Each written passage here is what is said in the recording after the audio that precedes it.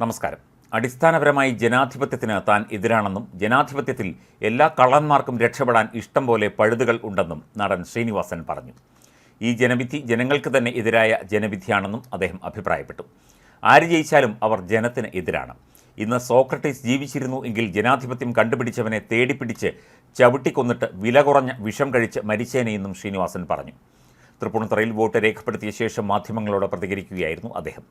ഇത് നമുക്ക് തന്നെ എതിരായിട്ടുള്ള ജനവിധിയാണ്. ആര് ജയിച്ചാലും അവർ നമുക്ക് എതിരല്ലേ? ഞാൻ അടിസ്ഥാനപരമായി ജനാധിപത്യത്തിന് എതിരാണ്.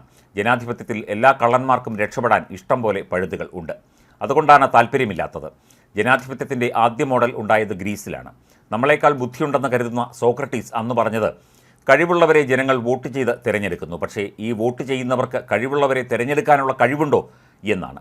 ഇന്ന് സോക്രട്ടീസ് ജീവിച്ചിരുന്നു എങ്കിൽ ജനാധിപത്യം കണ്ടുപിടിച്ചവനെ തേടിപ്പിടിച്ച് വില കുറഞ്ഞ വിഷം കഴിച്ച് മരിച്ചേനെ. വില കൂടിയ വിഷം കഴിക്കുന്നത് ആർഭാടമാണ്. വില കുറഞ്ഞ വിഷം കഴിച്ച് മരിക്കുന്നതാണ് നല്ലത് എന്നും ശ്രീനിവാസൻ പറഞ്ഞു. ഇന്ത്യ അടുത്തൊന്നും കരകയറുന്ന യാതൊരു ലക്ഷണവുമില്ല. ഞാൻ നമ്മുടെ ജനാധിപത്യത്തെക്കുറിച്ച് ഇങ്ങനെ മോശമായിട്ട് പറഞ്ഞപ്പോൾ ദുബൈയിൽ നിന്ന് ലീവിന് വന്ന ഒരാൾ ചോദിച്ചു, എന്തെങ്കിലും ഒരു വ്യവസ്ഥിതി ഇല്ലാതെ എങ്ങനെ ശരിയാകുമെന്ന്. ഞാൻ പറഞ്ഞു, ദുബൈയിൽ നിന്ന് വന്ന ഒരാൾ ഇങ്ങനെ ചോദിക്കരുത്. ദുബൈയിലുള്ള ഭരണാധികാരി ജനാധിപത്യ വിശ്വാസിയാണോ? ഏതെങ്കിലും പാർട്ടിയുടെ ആളാണോ? ഒന്നുമല്ലല്ലോ. നാടിനോടും ജനങ്ങളോടും അല്പം സ്നേഹം വേണമെന്നും ശ്രീനിവാസൻ പറഞ്ഞു.